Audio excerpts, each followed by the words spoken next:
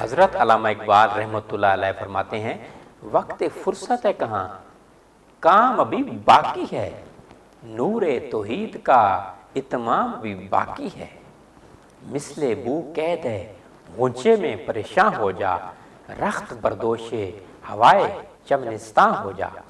है तुनक माया तू जर्रे से बयां हो जा, नगमे मौज से हंगामा तूफान हो जा। कुव्वत इश्क से हर पस्त को बाला कर दे, दहर में इसमें मोहम्मद से उजाला कर दे। आज का मौजू है सल्फ्यूरिक एसिड बर्न, गंधक के तेजाब से जल जाना।